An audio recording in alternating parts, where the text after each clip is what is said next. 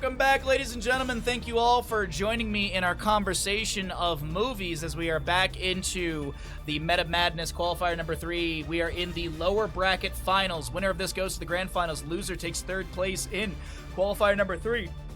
My name is Bahamut. On the left-hand side, we've got Vinland Raiders. On the right, it is going to be Akatsuki. Can't say their name ever. Probably don't get it right either. The coin flip is won by Akatsuki. They opted in for first pick priority for map number 1. Dragonshire and Battlefield of Eternity banned out by Vinland Raiders. Braxis Holdout and Sky Temple banned out by Akatsuki. Tomb of the Spider Queen will be our first map, chosen by Vinland Raiders. As I had mentioned, Akatsuki has the first pick priority. As a reminder, also in the Meta Badness, we do have pre-banned heroes. Last week we had 8. There's been 4 more added over the past week. So we have 12 pre-banned heroes. Those banned heroes are Abathar, Anduin, Blaze, Brightwing, Diablo, Genji, Hanzo, Hogger, Lucio, Sergeant Hammer, Tracer, and Vala. My brain wants to read Hanzo, Hogger together. Hansger. But those would be the 12 banned heroes. There's also heroes that are picked and played are unavailable for future maps in this best of 3, and that number, or those bans, for example, Johanna will be back available in our grand finals coming up next, but the previous 12 I read to you, which are pinned in the Twitch chat, are unavailable for future or any maps in the qualifiers or the tournament. I don't believe that list will be changing by any means. First pick Johanna for Tomb of the Spider Queen. Vinland Raiders, what they want to do. Oh, don't try and give me phonetics. Don't even try and give me phonetics anymore. Sorry. I thought I had a scratch on my leg, but no. Okay, Mal'Ganis Rexxar. Yeah, see, scratch that. Someone in chat said that you don't pronounce the Sue like Sue how you wrote it. Because I was pronouncing it Akatsuki, and people in chat were like, that ain't right, dude. So, maybe teams should get easier to pronounce names, like Vinland Raiders, or Three-Legged Cat, or BRB Questing, or Dogs.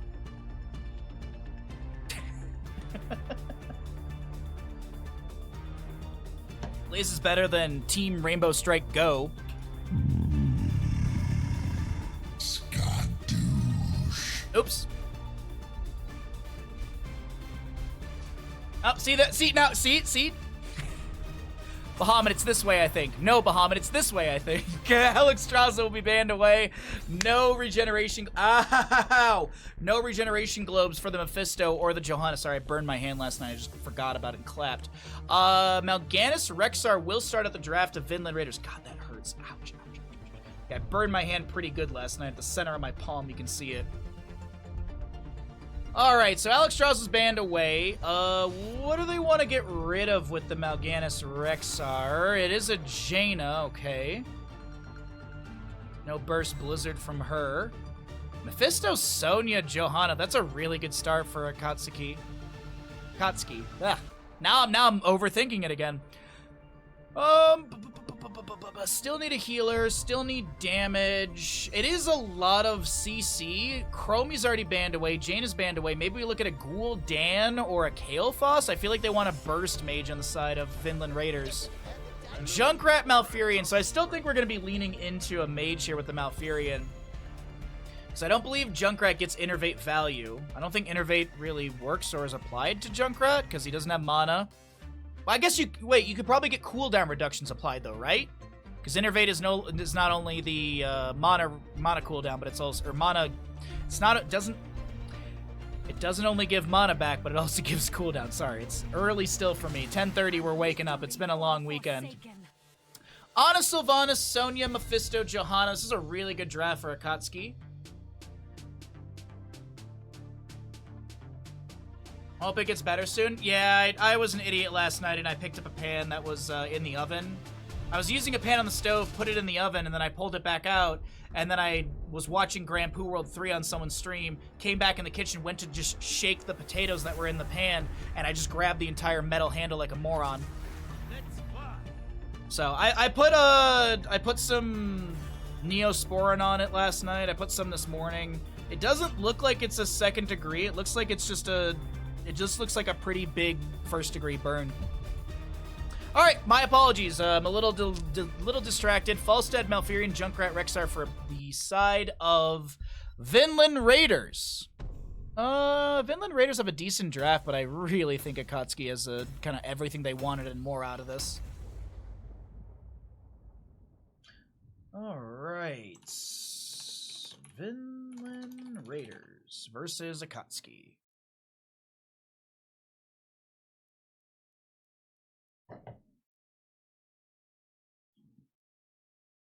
Thanks everyone for hanging out. If you're having a good time, be sure to drop a follow. If you're watching over on YouTube, be sure to like and subscribe so we can grow the YouTube page.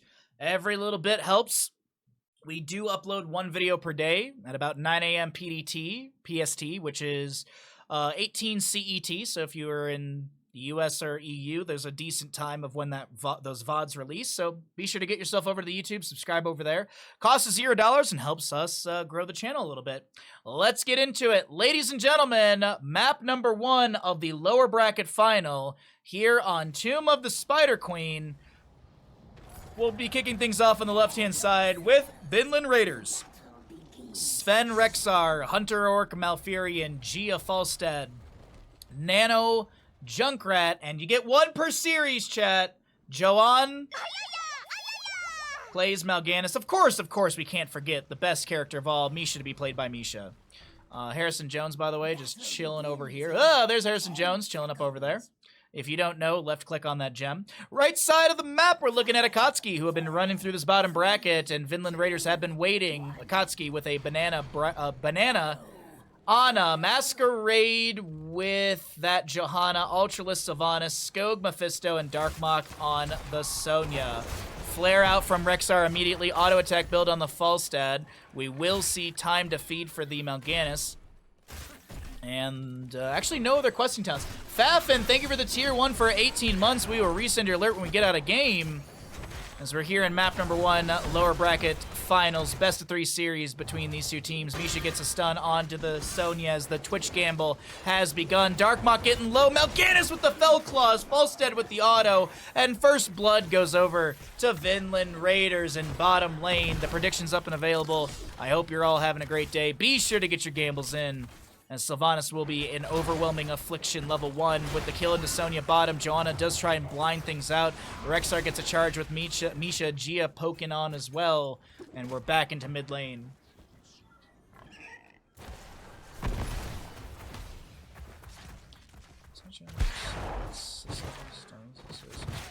What, Mr. I'm stuck?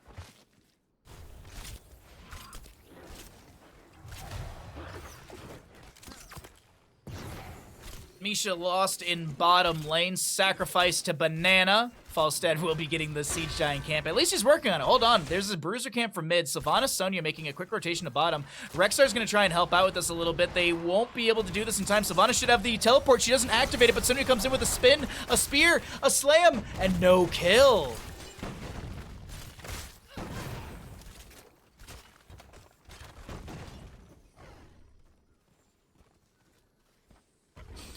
Welcome back, Crush. Good to see you in chat. Hold on, asleep onto Masquerade. Banana Strike mode will be pressured by Johanna on this Mal'Ganis. Probably just stick to saying Mal'Ganis because that might get a little confusing. Fell Claws, Night Rush, and Mal'Ganis is able to back out of that just fine. Junkrat will continue to soak things up in top lane. Misha and Rexar pressuring onto Darkmok in bottom as 4 Talontiers here for both sides. We've got the Hunter-Gatherer for Rexar. The Gathering, nope. Gathering Storm, nope, that's wrong. Hammer Gains, sorry, my brain could not remember that level 4. Wait a second, Falstad barrel rolls in. Darkmok will go down. Misha to fall. Blow him up, as well as the Boom Pow Junkrat 1 and 4. And Spite from Mephisto, that's fairly common. Joanna Subdue, Slam Build Sonya. Unstable Poison, I believe it is, at level 4 for the Sylvanas, yeah. Sleep Dart into Rexar. Follow-up Sleep from the Root of Malfurion. Oh, no, sorry. That's the allied Malfurion side. Zoning Root from Malfurion. Misha getting low here. Fell Claws from Mal'Ganis. But nothing beyond some health bar threatening.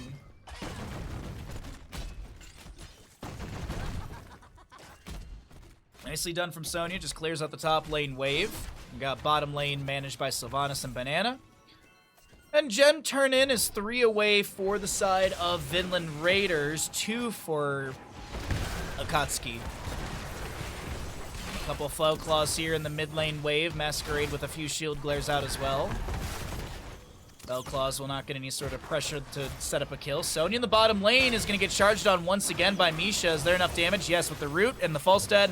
A third kill into Sonya. Darkmot getting bullied in bottom lane. Uh-oh, Nano, where are you going, bud? Concussion Mine allows Nano to get over to a safe spot, and Skog tries to jump in. Nano gets a heal from Malfurion quick enough. Fellclaws onto Mephisto. Skog able to back away just fine. Ana keeping those autos coming out.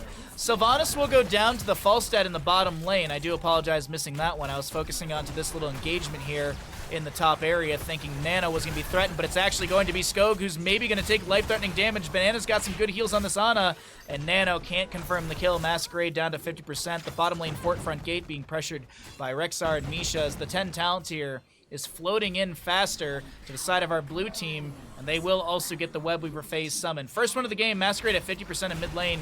Condemn, as well as the Sins Exposed level 7. Masquerade with healing debuff. Ana has that on her Biotic Grenade. You like turtles. Turtles are great. Basically a Concussion Mine build for the Junkrat. Auto build for Falstad as he has Secret Weapon level 7. As we're getting into those 10 talent tiers, let's cycle through the other numbers. 9 stacks for the Rexar level 4, 15 for Falstad. We'll check on those later. As we cycle through the other numbers, we got 10s popping up at the top of the screen and about a level to our blue squad. Vinland Raiders looking fresh here in map number 1, Tomb of the Spider Queen. Sleep Dart under Rexar. Misha's here as well in the bottom. Falstad continues to sustain the damage with that Lightning Rod applied first. Keeps those autos coming in. Throws a Hammering out as well, poking at the enemy team, and this will be a clean disengage. Night Rush from Alganis catches the Joanna, and Masquerade's not able to get into this bottom lane to defend. 27 out of 55 for Vinland Raiders, 60 out of 50 in the pockets of Akatsuki here. Neither team with a turn-in, as the clutch has opened back up on both sides. What are we getting for 10s? Obviously, it's a Hinterland's Blast Falstad. There's no other 10 talent that he would ever take.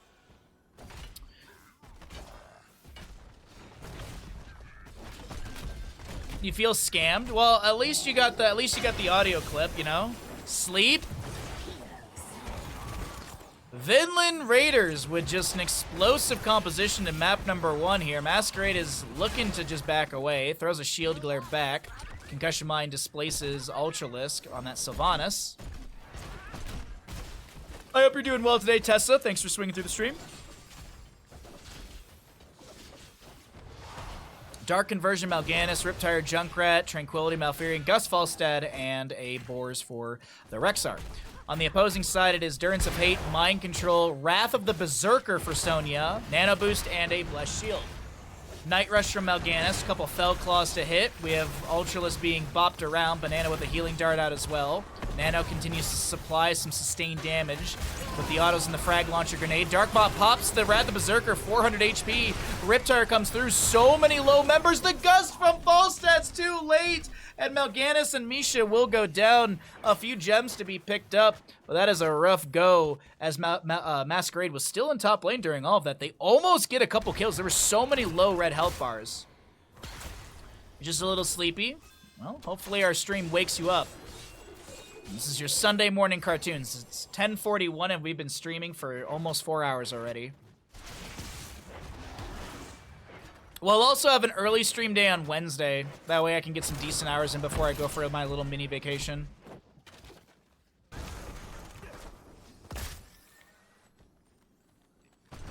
I'll be missing Thursday and Friday next week, but I'll be streaming Tuesday and Wednesday. Tuesday will be Heroes Storm League and Cooking Stream. Wednesday will be a little bit of HOTS, and then we'll do some... we'll probably just do Mario RPG, honestly, on Wednesday. Try and finish that out. I don't know how you get up so early. I set an alarm clock. Next question.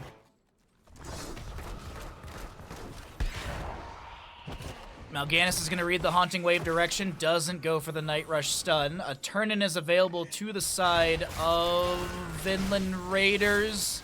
Masquerade threatened in bottom lane, but he's got the heals from Banana on point. Gia looking for a 22 turn-in. This would put them at 50 enough. What are we cooking on Tuesday? We are making Crunch Wrap Supremes from Taco Bell. We're making Crunch Wrap clones and banana bread muffins. I'm going to go out after stream today and go get supplies because I am out of beer, which is a good excuse to go grocery shopping. Baja living on EU time? Well, I do it for you, chat. I'd honestly do it for you. I'd, like, y'all enjoy the streams. You support the streams that we get up early for, so I do this for all of you. You like the content. I wouldn't do this if I didn't love my job. Honest to God, like, I have no, like, I don't mind. I can go to bed at 8:30 and wake up at 5 a.m. and be like, all right, yeah, let's get up. Now, I'm not a morning person. I am grumpy as all hell till I start stream. And even then, I'm still trying to wake up and not be grumpy on stream. But yeah, no. It's almost like when you're passionate about something, you really don't mind these things. I mean, hell, do you guys remember when I was doing Nations Cup? For Nations Cup, there were some days I was getting up at like 3:30, 4 a.m. Because I think those games start at like 6 or something my time. Durance of Hate will go out. Masquerade getting Night Rushed again. Sonya goes down in the bottom lane. Riptire into the face of Masquerade. Unfortunately, the armor will be a little too much and he will not go down. Skog is though a target of a whole handful of damage. Uses that Shade of Mephisto out and will go down. 8-2 in kills as the Webweaver phase expires. 17 gems are needed for a Webweaver summon. That is quite a few waves. So right now, boss is going to be called for top lane. How do you set up an alarm? You'll have to ask Google for the help on that one. You could use an alarm clock, but instead you have dogs. Well, I mean, for Bandit, honest to God, will only really try and wake me up on Mondays on the day off, because usually Mondays are the days that I move the slowest, like getting out of bed. So like by 8 a.m. on Mondays, Bandit's like sitting there like rolling around, kicking me, trying to get me to get up. On behalf of the entire European Union, we appreciate the effort. Thank you. And do my best. Boston top lane is going to be slapping its way through the fort, get some damage on the keep front gate. 2 gems needed for a turn-in, and Gia will get that in mid lane. Product placement for Taco Bell? Oh, man. You know what I found recently at the supermarket, and I might go get it today, if they still have it, is they had, because in the past you could get the mild and hot sauce from Taco Bell in like a bottle. I just saw that they have the fire sauce from Taco Bell in a bottle, and I was just like, ooh, that is a good way to ruin my stomach. I love Taco Bell fire sauce. Oh, so good. My best, sir. Yeah. I also found a pretty decent Taco Bell meat clone that I want to try for stream, so that's the other reason we're doing Taco Bell Crunchwrap stuff. The hardest thing will be the nacho cheese. I honestly might just buy like a thing of nacho cheese instead of trying to make it like fresh, just for the ease of the stream, because making fresh nacho cheese, that's a very involved, I feel like it's very involved. Masquerade with 55 gems currently. Another Webweaver phase. Falstead's got a decent wave pushed into bottom. Darkmok is going to rotate in. Falstead sees this immediately, drops the hammering, has that secret weapon. The damage into Darkmok is insane, and Darkmok spears back in, not expecting the team to break the rotation. No kill into Sonya, but the Tranquility activated by Malfurion will bolster this HP in bottom lane. Mid lane, Junkrat takes down the fort.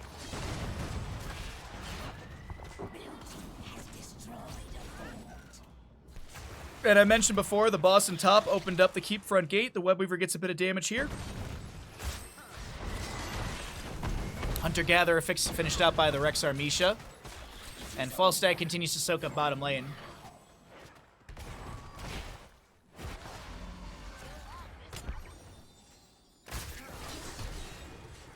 Malfurion, no, he's gonna mount and just run out of this one. 103 gems in the pocket of Akatsuki. They have 32 out of the 50 already turned in. They have like 3 turn-ins in a row almost.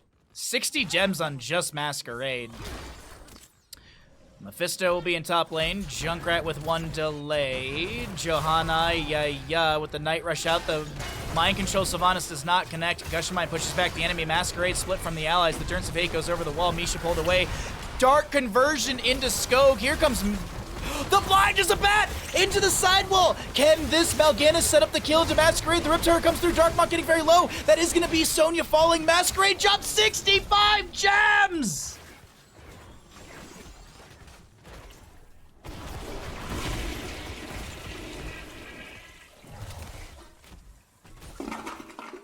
They still have a turn on the side of Akatsuki, but man, is that an economy hit to the...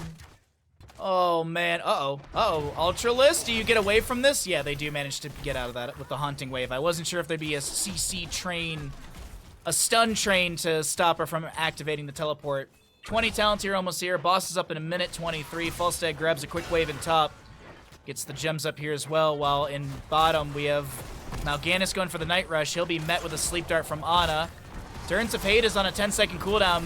Misha gets the stun off of that one. Fellclaw's coming in onto Banana. The Blind as a Bat will set up the kill into Ana. Will the Forsaken, the Wind Tunnel with the... Oh my god, Ultralist gets away. The Blessed Shield from Masquerade is utilized. The Durance of Hate will come out. The Wind Tunnel from Falstad expires as the Sylvanas will somehow, some way go down. We do have a kill into Misha. 40 out of 65 gems, 2 kills to the side of Vinland Raiders. Mephisto, Sonya, Johanna to defend. Skog is... Okay, well, where's Dark Conversion? It's off cooldown. Johanna clears mid. Bottom lane, Keep will go down. And Vinland Raiders, wait a second. Are they looking for Masquerade in mid? He gets the mount and he's gone.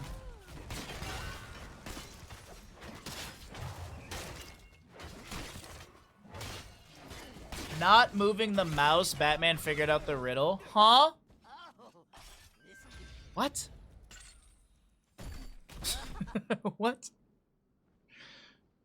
Mid lane does have the Bruiser Camp coming through. 48 stacks on the Falstad for his level 1 frequent flyer. No subdue from Johanna finished out. Falstad gets bottom. Boss in top lane is up and available. And of course, no one has freed Harrison Jones.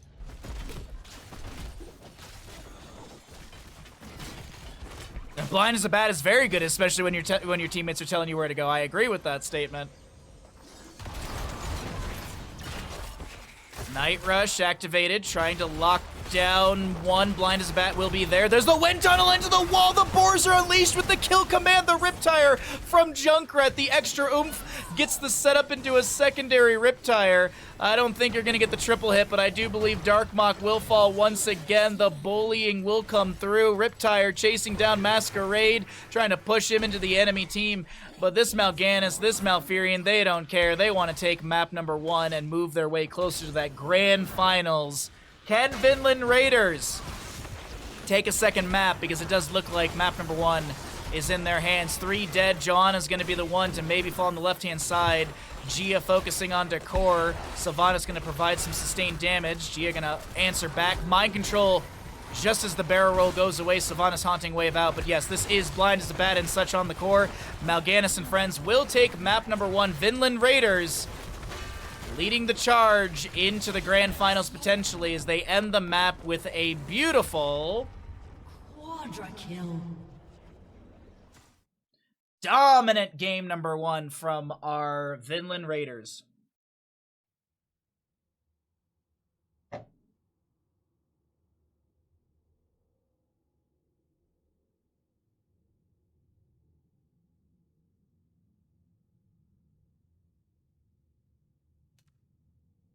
Oops.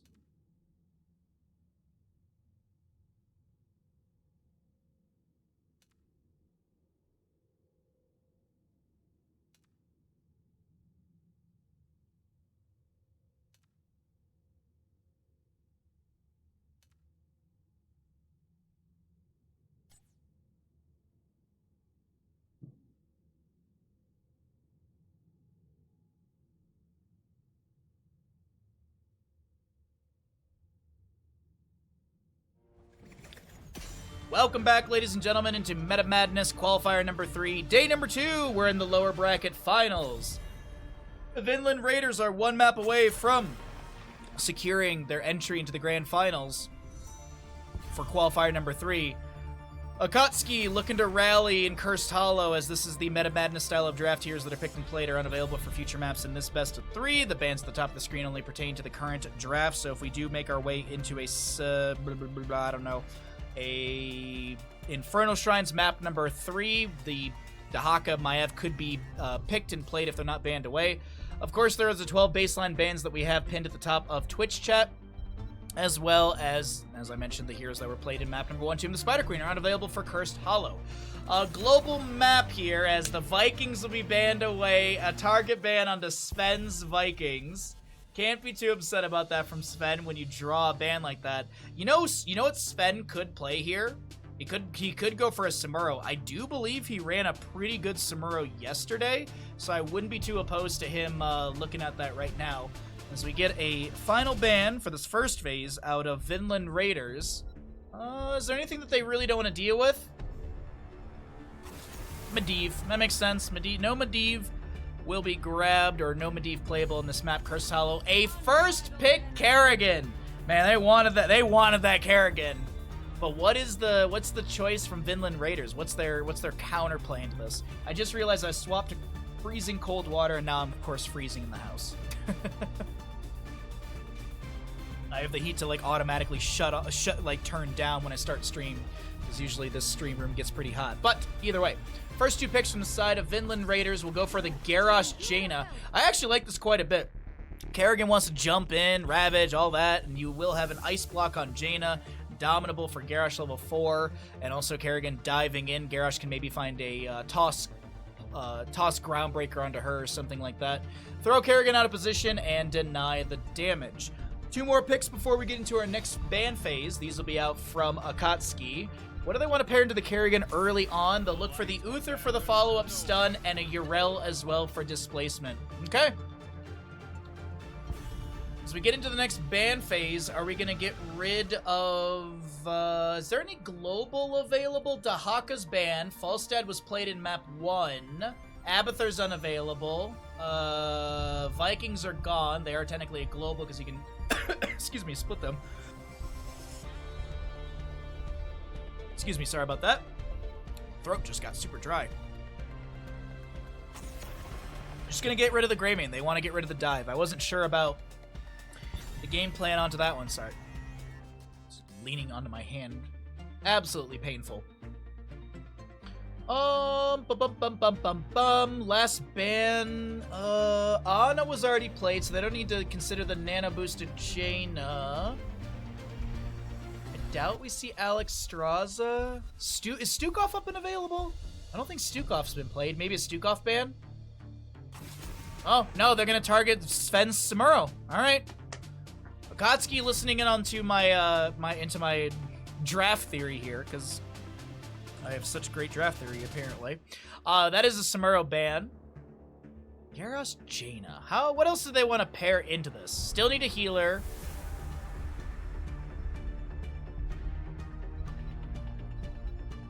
Was like maybe swap Artanis? Maybe pick up an Artanis, but I don't think... Yeah, Deathwing? Why? Why would you... Why even Deathwing? What even draws your attention to Deathwing? Well, he can't be CC. I don't know. I guess he's got a global, so there's that, I guess. I'm so meh about Deathwing, to be honest. I don't think he's a bad character. I just don't get excited about him because we're probably gonna see like a Tychus or something here.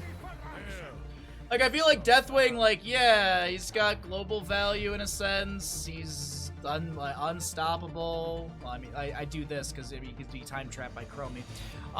But yeah, I don't really like this Deathwing. I don't really like it.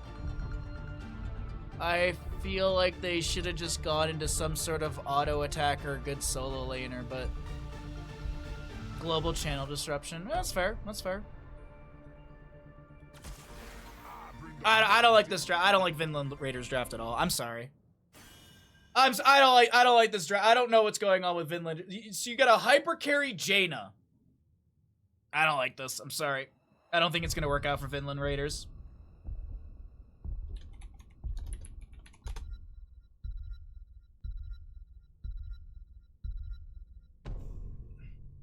You can time stop Deathwing.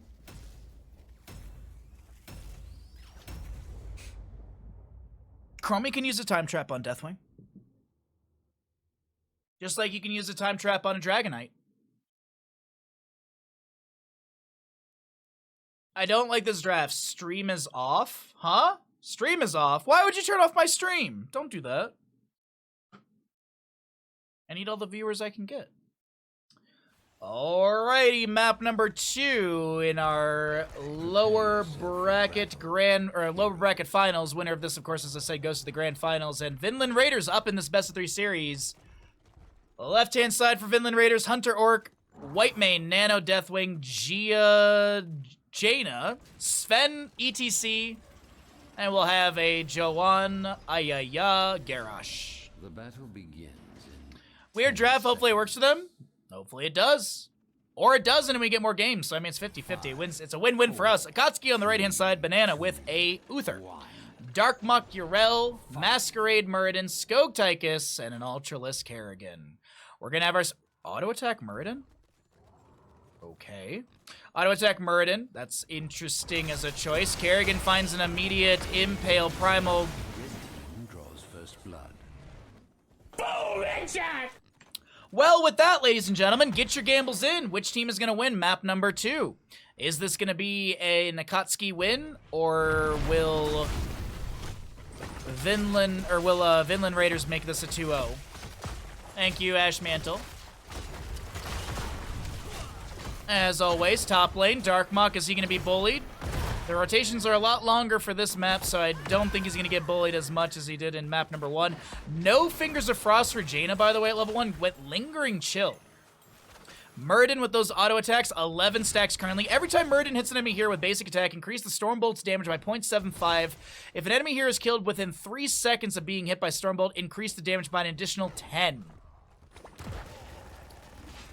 Red card level 1, as Cattle would say.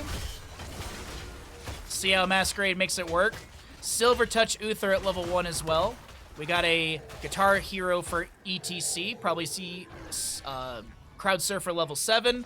And Hammer On level 7. No, sorry. Crowd Surfer level 4. Hammer On level 7. Sorry, it's been a long day already for me.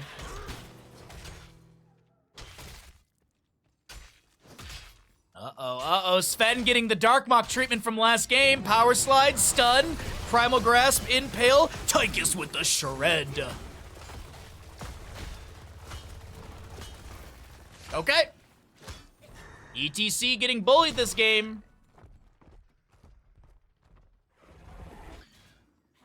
Mid lane mercenary camps will be crashing right now. Both both bruiser camps. Righteous Hammer into the wall. Gia taking a lot of damage. Gia gonna try and drop a blizzard and get out of here, but I think Gia's dead. Akatsuki saying map 1 was a fluke. We let you win that so we could get more content on the streams today. Hunter Orc dropped to 50%. Sledgehammer level 4, by the way, for Masquerade. That 350% damage to non-heroic enemies. Increased the Stormbolt cooldown reduction from 1 to 1.25 seconds per basic attack. Toss into Muradin. He gets the Dwarf Toss over the wall. Back to safety. The mid lane fort front gate has already gone down. Grenade to poke out from Tychus, and we will see Frost Shards upgrade on the Frostbolt level 4 for the Jaina. First objective, top center of the map.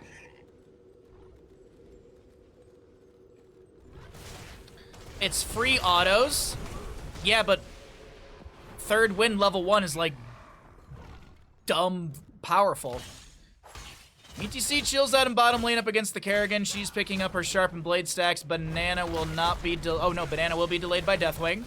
Nano, look at Nano's health bar. It's almost completely gone. Skog will get a quick heal from Uther. Masquerade keeping those autos going through. Garrosh gets a Groundbreaker. Toss onto Banana. Here comes Darkmock with the flank. Righteous Hammer into Whitemane. Goodbye, Whitemane. She gets out alive with the allied toss. Muradin able to Dwarf Toss away. Kerrigan's going to rotate up here as well. You see Garrosh immediately into the bush, looking for Darkmock. I believe there was a Bloodthirst utilized as well. Blood Craze? Bloodthirst, I had it right. For the little bit of healing. Oh my god. Tychus is bigger they are. Skullcracker Muradin at 7, and sorry, I was talking about 4s. Oh, I actually see the Echo Pedal level 7 for ETC. Deathwing is Skyfall, of course, that makes sense. 3,990 for Jaina's baseline. She's actually gonna pick up a little bit more, throwing out those Frost Bolts into Masquerade and Skog here. Deathwing going for the channel. Kerrigan jumps in. Skog is also gonna jump in with this Tychus. Nano getting shredded. Almost gonna go down. 49 HP, and Ultralisk is gonna get punished for the aggression. Banana gets the channel on the objective, and Deathwing takes flight, not going down. ETC continues to soak up for the allies. 20 seconds and the boss will be spawning in the top and bottom. Skog takes a bit of burst from Gia. Masquerade jumps over the wall looking for some pressure and can't find it. 56 stacks for the Muradin currently, and that is going to be what? Bonus damage of 56. Wait, what? Wait, is that one? Wait, what? Wait. Shouldn't that be point? What? Every time Muradin hits an enemy hero with basic attack, increase the Stormbolt's damage by 0.75. Why does this say 56 damage then? Shouldn't that be 0.75 of 56? Chat? Either that tooltip's broken or the talent's broken. The choice is simple.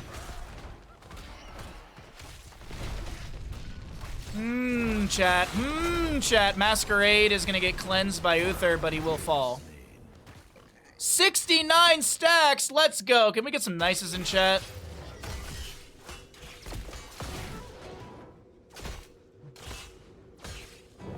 Ultralisk is trying to 1v1 against the CTC, and it's kind of going ETC's way, not gonna lie. Stage dive ETC level 10. We will see Jaina. Hold up, that's a Warlord's challenge. A toss onto Urel back into the enemy, and she will get Ardent Defender. The stacks show the bonus damage, not the number of stacks? What? That is the most backwards thing in Heroes of the Storm ever. I'm not doubting you, because there's a lot of dumb things like this in our video game. I like how they, like, every other tooltip works the other way around except for Muradin's. That seems sus, but that is a Divine Shield onto Kerrigan on the bottom right of our screen. We have a very low Skog to fall. Uther will finish Silver Touch. Darkmuck gets the Divine Steed, tries to get over the wall with the Avenging Wrath, and will be able to do so. Bro, what? That is crazy to me. Yeah, that is so backwards. Because here's the example, chat. Here's the example. If Sylvanas goes into Unfurling Shadows level 1, it is 0.5% or whatever per stack. So if Sylvanas has 10 stacks, she has 5 gained, whatever. 5%. So if you look at the stackage, it'll say 10. If you hover over the tooltip, it would say 5. Because that's how these things work in Heroes. Why so stupid. So weird. That's so weird.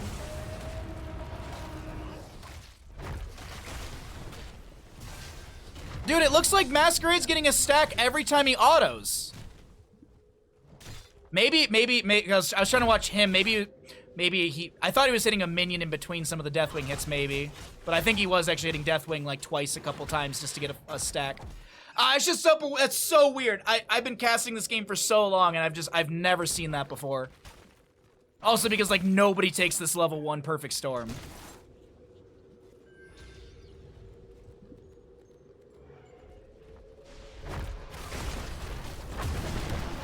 Well, everything in Heroes rounds up, so I'd just assume it just rounds up the tooltip. Oh, anyways, weird. I feel like there's a better way to do that, but what do I know? I'm not a developer. That's a Molten Flame from Deathwing, a toss from Garrosh, able to back away. ETC still in top lane, will stage dive down, doesn't get a connection onto the enemy. Masquerade is gonna try and Dwarf Toss away. He's delayed out by that face melt of ETC. Masquerade tickled by the flames of Deathwing's Molten Flame. That is a big Cataclysm coming in. Bellowing Roar will be activated by Deathwing as well. Commandeer Odin coming down from Tychus. Darkmock looking to jump in, doesn't want to get into that flames on the ground from Deathwing as the Scarlet Aegis is used by White Mane. She's got some Zeal onto the allies. Divine Shield onto Ultralisk. Masquerade is on fire, but he won't be going down as ETC is lunchtime in this first fight around this objective area. Excuse me, first kill of this objective area. Masquerade low, but Nano can sustain the fight here.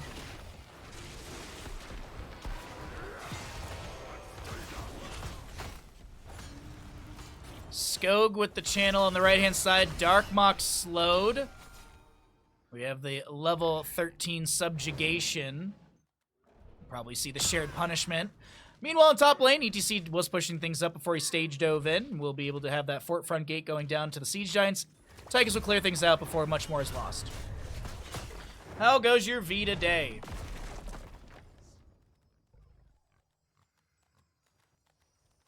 Stacks are not easy here, but sleeper. Okay. I like it's such a ridiculous level 1 talent. 98 stack Stormbolt thrown back into the enemy. Masquerade wiggling his way out of this one. Kerrigan jumps onto the Garrosh who gets a toss.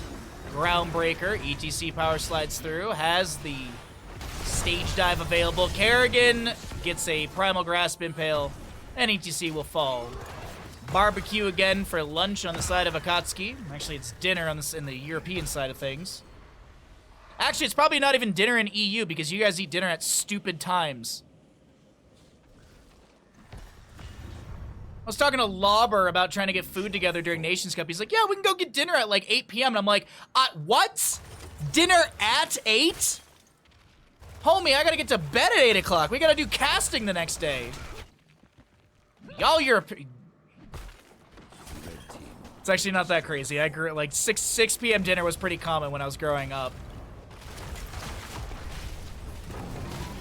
ETC gets a power slide through.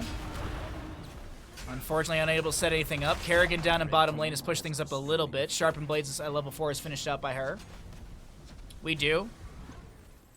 I've noticed a lot of European like people will eat dinner. Like their dinner time starts at like 7, 8 p.m. and I find that that's wild to me. Like a 5, 6 p.m. dinner makes sense. Like 7, 8 o'clock, that's just ridiculous. That's snack time. What's up, Nancy? Good to see you, bud.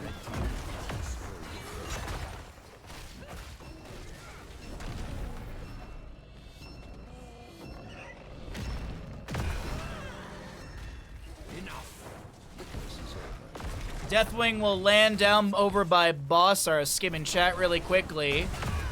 Molten Flame coming out. We have the Wicked Inferno level 15. No 16, or level 13. No 16 talent here on the left-hand side just yet. And this boss is being contested. Bellowing Roar will come out, pushes Masquerade over to the right of the area. They just want to focus in on Darkmock, who will get the Divine Shield. ECC stage dives in. He's not able to get to the boss in time. And maybe that wasn't even the game plan.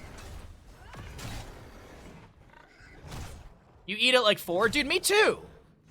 But that's also because I typically start stream at 9 a.m. I'll eat breakfast at like 8, 8:30 in the morning. I start stream at 9-ish, and then I stream till like 3, 4 o'clock, like 3-ish my time.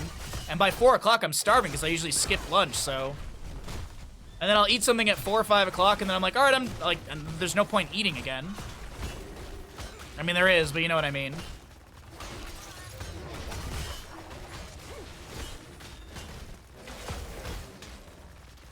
But good to see all of you in chat. Sorry, we're a little jumping around right now. 3 to 5 in kills, 16 to 17 in our levels. By the way, as a reminder, we have our cooking stream on Tuesday. We'll finish up some Mario RPG on Wednesday before I take my Thursday, Friday day off for some family time Thanksgiving. No, I saw your first message, Big Sid. We talked about this a bunch. I'm just still flaming the talent.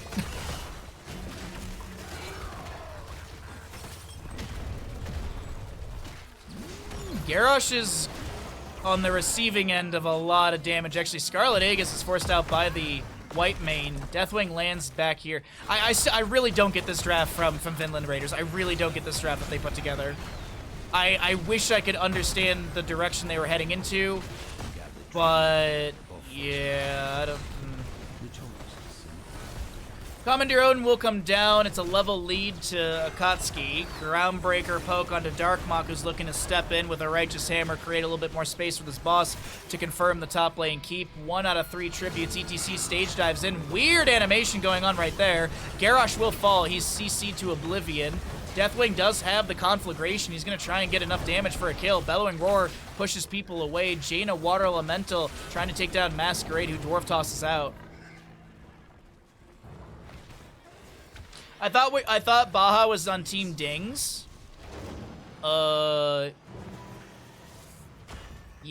but not when you can take third win level 1 or a dwarf block. Granted, in this situation, third level win level 1. I mean, like, technically you don't need the dwarf block. Third wind, I guess Masquerade's just very confident in the healing abilities of Banana, so he's like, I'll just take a meme talent.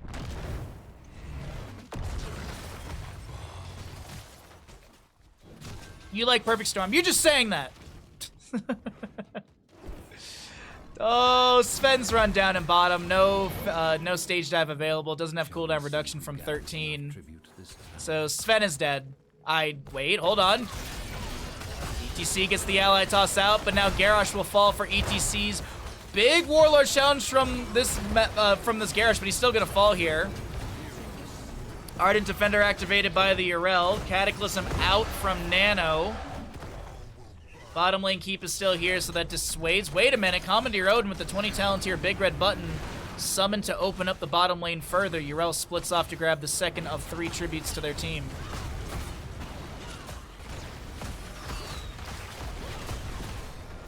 Skullcracker's just busted. Dude, that is my favorite levels. Actually, Skullcracker 7, Bronzebeard Rage 13. God, that synergy is just so much fun. Bottom lane keep will fall. Tychus and friends get a secondary keep, and all that's left is the mid lane defenses of Vinland Raiders here in map number 2, which is slipping away rapidly from Vinland Raiders as they were looking to just get into the grand finals, but honestly, as I said, not 100% on this draft. Not sure what they are aiming for with this. Maybe, just maybe, they can make a Queen Mary of a defense, make an unsinkable defense here? Or will it be Titanic and will it fall? Jaina goes down first. Hunter Orc being chased on the left-hand side. Ultralisk has that Psionic Shift level 20 on the Kerrigan. Here's a kill into Garrosh, as Sven will be the next in line to fall. Nano's the final target. And of course, Masquerade and Skog will chase this down while the rest of the team says, let's actually go to a map number 3.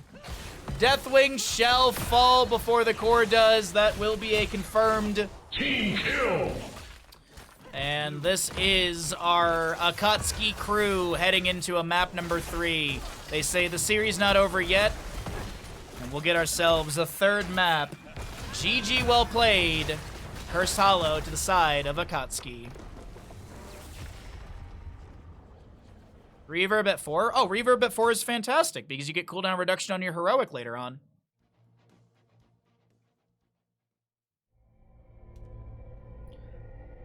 Oh boy, I think there's only one thing we can say at this moment.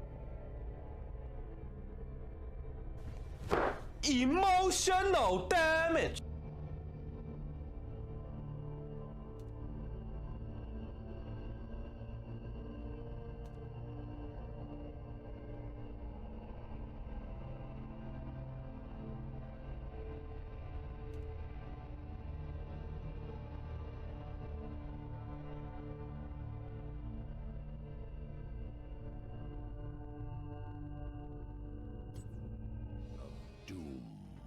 Welcome back into Meta Madness, ladies and gentlemen. My name is Bahamut. On the left-hand side, we have got Vinland Raiders. On the right is going to be Akatsuki. And Vinland Raiders, as the losing team from Cursed Hollow previously, will be choosing first pick priority for Towers of Doom. This gives Akatsuki the chance to choose map, and they will choose to take us to Towers of Doom. As I had mentioned in previous maps and stuff like that, I do believe Akatsuki is damn near undefeated on this map. They have lost, at least according to my records in my journal, they've lost, I think, once on Towers of Doom. as an immediate Medivh band, a Nubarak band. Things are flying through on our draft right now. Thank you all for hanging out. By the way, if you're having a good time, be sure to follow here on Twitch. I do stream 6 days a week. We do about 4 days of those 6 are HOTS content. We got some variety days where we do some Souls-likes. We're going to finish up Mario RPG on this Wednesday. We've got cooking stream after our Storm League session on Tuesday, so we got some great streams ahead of us. Next weekend, I'll be back casting Meta Madness Qualifier number 4, as well as on December 2nd and 3rd, and for the playoff weekends as well. We'll have our Stitches Medivh band away by Vinland Raiders, doing their homework right there. Nubarak and What to be banned away. There are the 12 bands at the top of the Twitch chat pinned. Those are in the alphabetical order. As Sven will draw a Vikings target ban. What are they going to grab first here? What is the priority from Vinland Raiders? They will get a Maiev. Okay, looking for the Umbral Bind, Fan and Ive reset, Spirit of Vengeance mobility, and a Junkrat Dahaka. Dahaka's made it this far into the draft? God dang, or into a best of 3 without getting picked or banned away? Wow. Dahaka, in my opinion, one of the best solo laners for this map. All right, Sven is going to DC, apparently. Let's get ourselves back out of that. Hero picked. I think Dahaka was played, actually.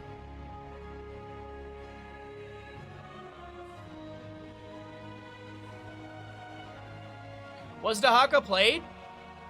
I don't remember. The games all blur together at a point. So, we'll get that all solved in a minute. I'm gonna check Twitter.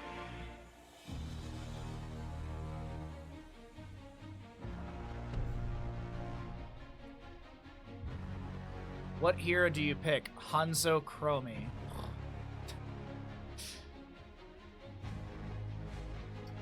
What great communication. Towers of Doom. Welcome back, ladies and gentlemen. We're not going to do the same spiel again. We're just going to get straight into this. Best of luck to these two teams. We're getting into Towers of Doom, map number 3 of this lower bracket final. Alrighty then. So yeah, if you'd like to know who the who's sitting waiting in the grand finals, you can use exclamation brackets.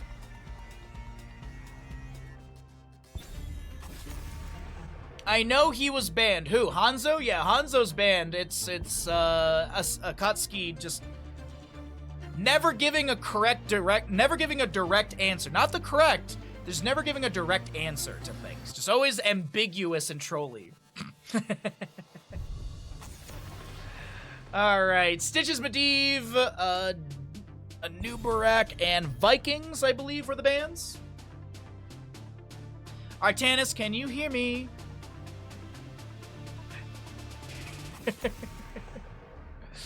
Oh, that's funny. That was funny, Crush.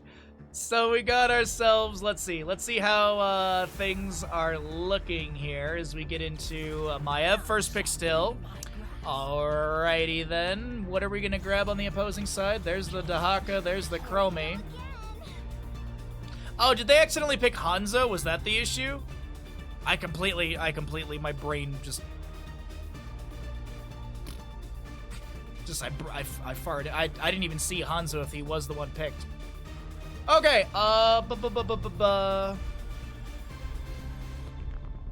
that's how esports works? Yeah, absolutely, because Heroes of Storm is so popular. I will fight to my last breath. Wait, Darkmok played Yrel already, didn't he? No, that was Sonya. Yeah.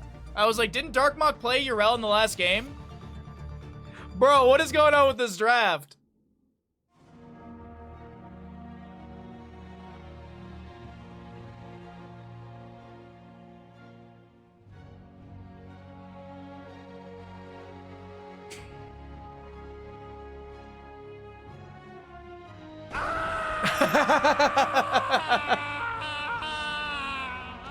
All right, well,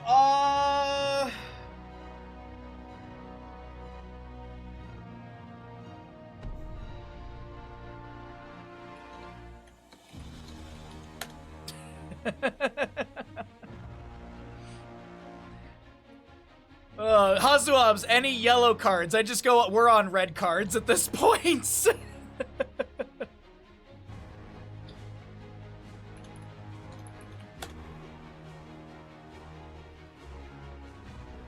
I need to send them a ban list.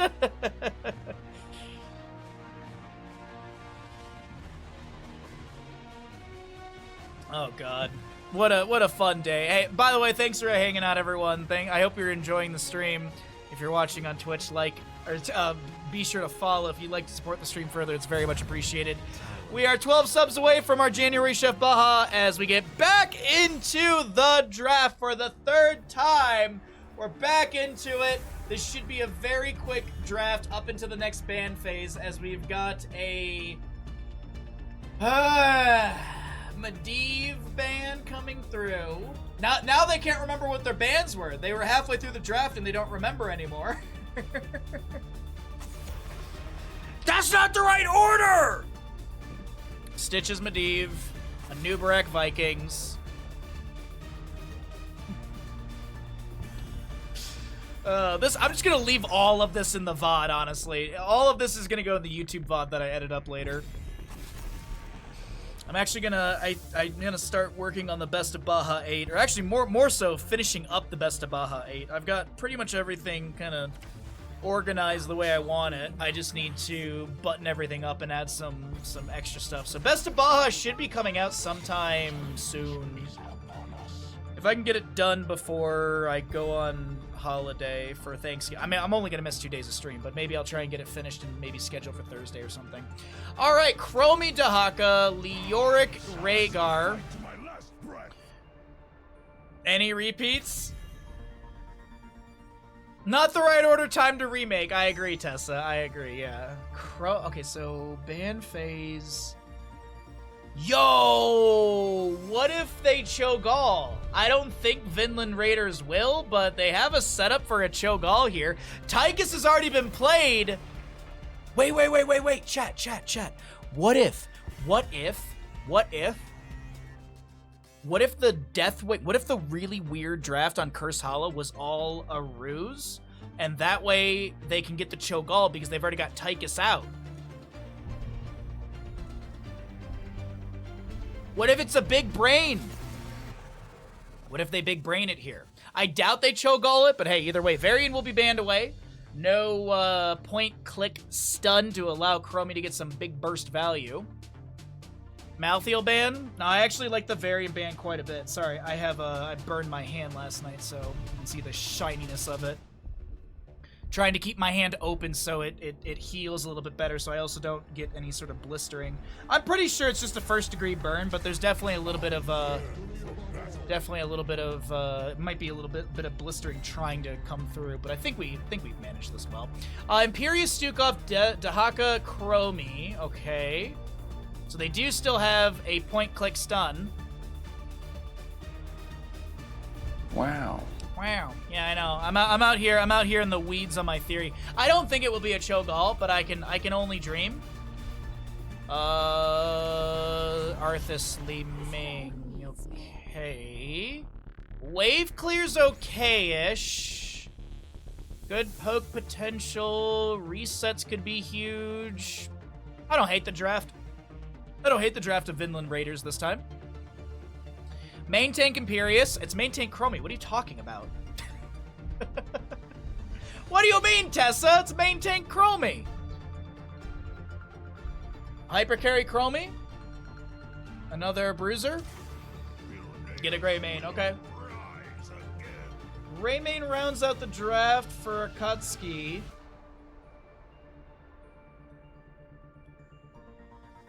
I don't know who takes this, honestly. I think this is going to be a fairly fought for map number 3. Well, let's get our Twitch prediction written up for all of you. Oopsies. And you know the dealio. We'll start this once we get into a little bit past the first engagement. You forgot there was a Chromie on the team? Yeah, see, Tessa, come on, man. You need to see, consider, and think of all things. As the battle begins, type good luck, have fun to communicate good luck, have fun to your allies. Tooltip at the bottom right there. All right, we'll have our prediction in a moment. Thanks, everyone, for hanging out. Today's been a blast. I really appreciate all of you lurking, chatting, hanging out. Vinland's going to ice them out. Oh, I see what you did there. Because they have an Arthas. They got an Arthas. Well, looking up across the map, actually, at Akatsuki, we have got Akatsuki in the red. Banana to play Stukov. Darkmok on Dahaka. Masquerade with the Imperius. A Skog, Chromie, and Ultralisk will round out the team with a Greymane. Silence!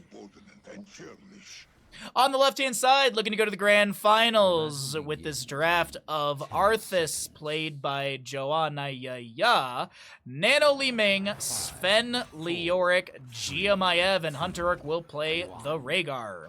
Level 1s are shown at the bottom of your screen. Dahaka brushstalks in immediately. He has won the race to mid lane, so Darkmok will, of course, win the entire game.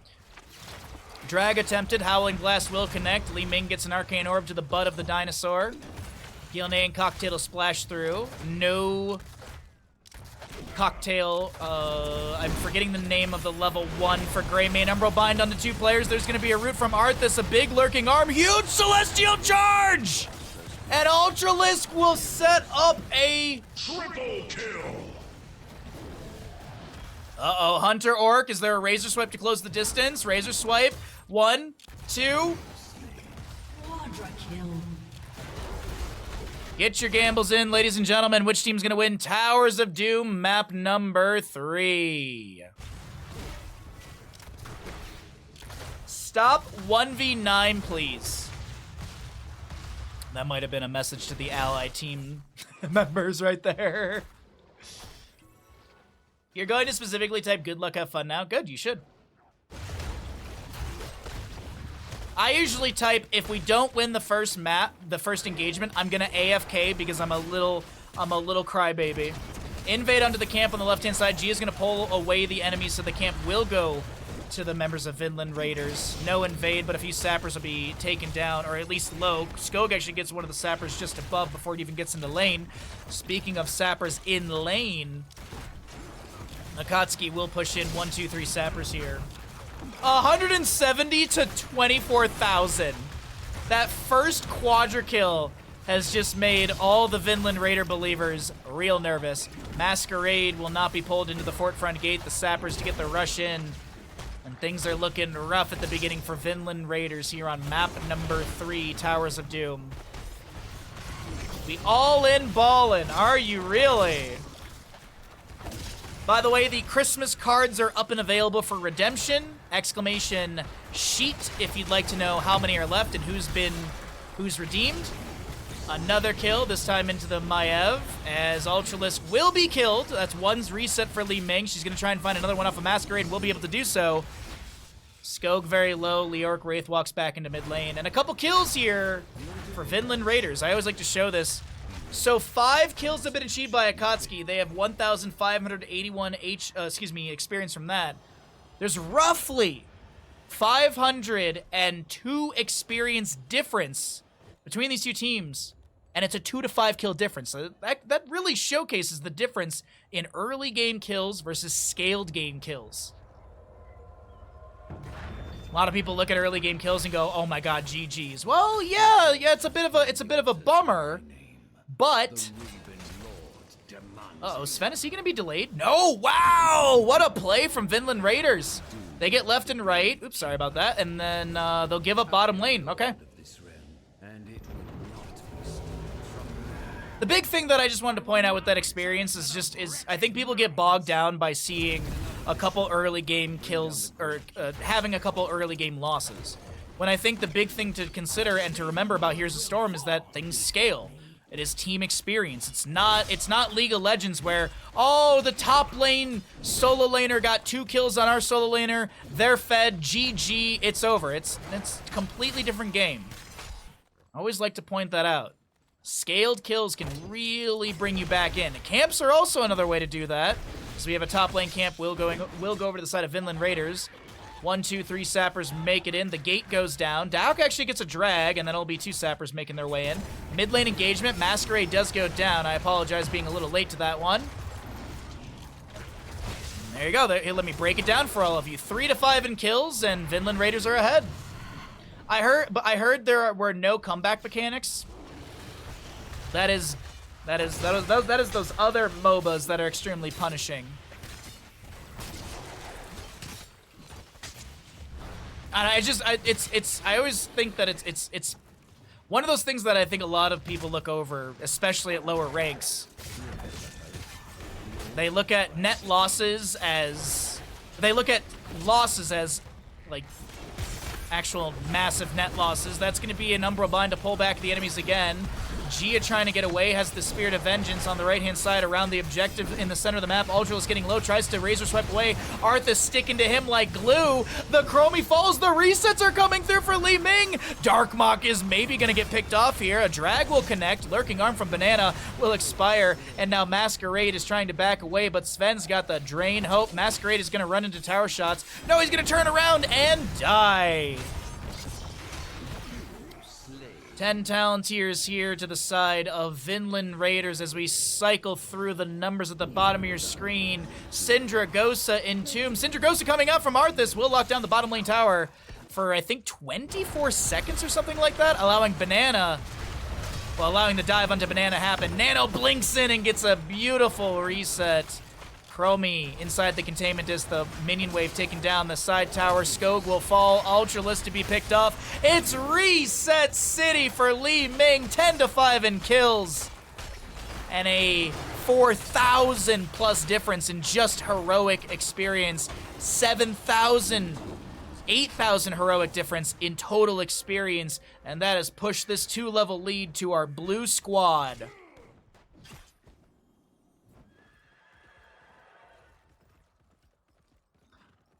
So how are those Akatsuki believers feeling?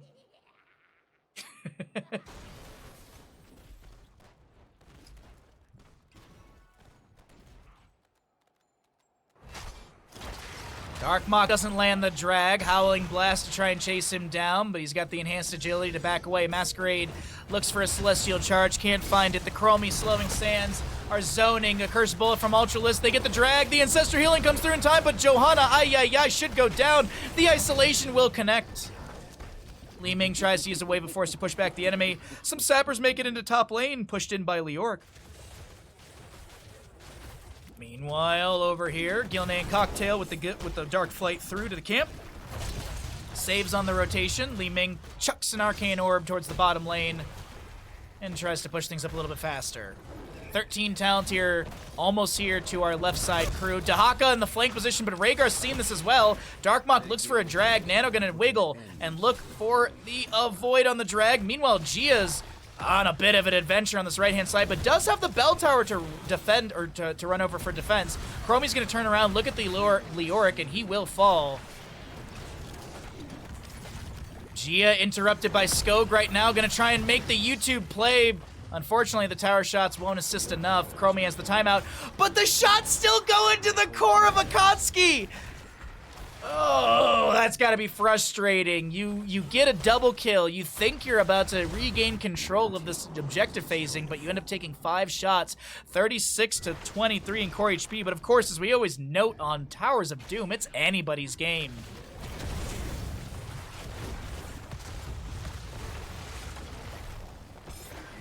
Celestial Charge over the wall. Masquerade looking for something, but Sven's just in this mid area as the wave pushed up a little bit. Sappers and bottom are arriving. Howling Blast from Martha, 17 out of 20 stacks on that one. Has the increased range. Syndragosa in the lane doesn't do anything really. Skog getting low is not going to be able to back away. Containment disc on to the Gray Mane as the Arcane Orb doesn't connect, but Li Ming still gets a reset off of that. A quick... Oh! Double kill. Wrong button right there. Bottom lane bell tower will be converted back over to the side of Vinland Raiders. 12 to 8 in kills. 8 stacks on Dahaka's enhanced agility. 17 for the Arthas, as I mentioned. Chromie's level 1. Deep breathing has been completed. Masquerade does not land the Celestial Charge into Sven mid lane. Double objective phase coming up next. Greymane respawning in 3. If they could get a staggered kill into Masquerade, this could be 10 shots into the core of Akatsuki. maybe even 14 if they get a big enough triple kill. Go for the, excuse me, if they get a few kills, they could get left, right, and boss. 16 talent here, a level away to our blue squad. How is this going to be played? Chromian mid lane. Maev's still in bottom, by the way. I believe she did show in that bottom lane. Li Ming in mid. Greymane is on the right. Okay. Traded objectives. 3 for 5. And I don't think you're too upset about this on the side of Vinland Raiders. Yeah, you took 3 damage, but you still have control over bottom lane. You didn't lose out on anyone. Leoric was able to get a sapper camp in the top lane. That will go into the tower. Meanwhile, back into bottom, we have Maev just playing it safe inside that bush, staying off map. Masquerade and friends looking for the camp. Li Ming, Arcane Orb might have revealed that. Howling Blast into Masquerade, 18 stack on Joanna Yaz Arthas. And her Beast active from Ultralisk, trying to keep that going with these pokes, these autos. Containment Disc on to Greymane. Slowing stands underneath it. Has Syndra Ghost summoned by the Arthas as well. Masquerade pops the Angelic Armament and will be shredded almost by Li Ming. Masquerade lives for the time being. Healing Pathogen good from Stukov. A Howling Blast onto Ultralisk, and that will complete this Arthas stackage. Leoric still doing double soaks. We've got 16 talent here. Ominous Wraith, Royal Focus, 13-16 as Celestial Charge gets Masquerade over the wall. A little danger ping onto where that time trap is going to be. They're looking to make a rotation onto Leoric right now, but he's got the Ominous Wraith Royal Focus. He should be out of this. He doesn't even take the Cursed Bullet. No beach day for Sven as the Ghanaian Cocktail gets the only tickle on the toes of Leoric. A triple altar phase will be coming up here, and it's 11 minutes in, chat. The towers have not been upgraded, and we're starting our triple altar phase. We're still on fort values. I have no, we're level 16 to 15. It's almost 17 to 15. I have no idea what the center point teleportation actually is triggered off of anymore. We don't even know. We've been trying to keep an eye on it all weekend. Leoric should get left-hand side. That'll be 5 shots, 10 shots, down to 8 HP. Rhaegar's the center. 16 talents here on both sides. Triple altar phase has expired. 12 to 8 in kills. Sappers in bottom. Are they going to be able to feed these in? Imperious, Stukov, and Greymane, they're kind of rotating towards top, but Skoke should have the clear onto this. I thought it was 12 minutes. I don't even know, man. Well, someone in chat was like, it's tied to the triple altar phase. Because the reason that I'm questioning this is because we had a game a couple weeks ago where it was at 14 minutes, 30 seconds in. I brought this up and someone was like, it's tied to the triple altar phase. Someone said maybe it's tied to talents. I think it's just a literal anywhere from 12 to 14 minutes at this point. And the most common is 12 to 12:30.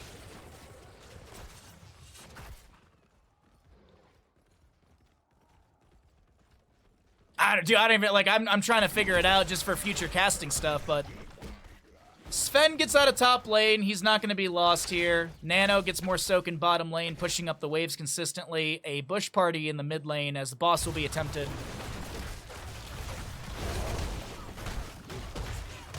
The towers are upgrading Showed on the right, same as the tunnel. Well, that happens at the exact same time. The towers upgrade at the exact same time the tunnel opens. Because he goes, I've opened up a tunnel and upgraded my towers, and the Gravekeeper goes, I can do that too! Drag, Brushstock in from Dahaka. Darkmok is going to get the isolation onto one, burrows under the ground for a second. Gia is going to go back in with the Spirit of Vengeance. Cinder Ghost down from the Arthas, no level 20 on either side. Rhaegar goes in for a bite on the butt. We have Arthas very split from the allies. A Containment Disc into Greymane as Skog will be the one to go down first in this engagement. That's a reset for Li Ming as Nano tries to back away. Ultra is so very low on the right-hand side. Tries to get away. Gilnean Cocktail thrown as well. No kill onto him. Hunter Orc, will they get the totem down on the ground? No, they won't. Did they not have Earthgrass Totem off cooldown? Totem does damage at level 16, homie! But ladies and gentlemen, GGs are called by Sven. Rhaegar gets the channel in the bottom of the map, and that is going to be Vinland Raiders heading into the grand finals here in Qualifier number 3.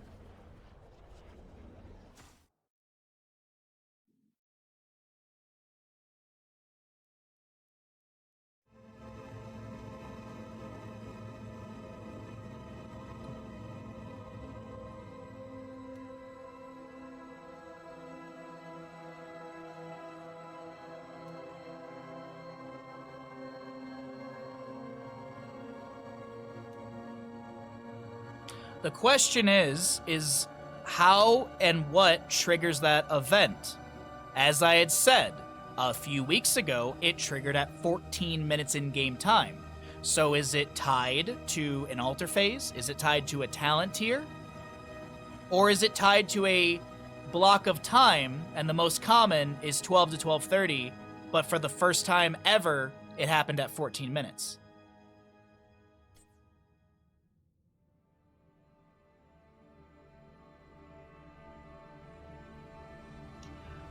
Well, ladies and gentlemen, Vinland Raiders will move into the grand finals. The Akatsuki Believers will be shaken and demolished. All right, let's get set up for our grand finals here.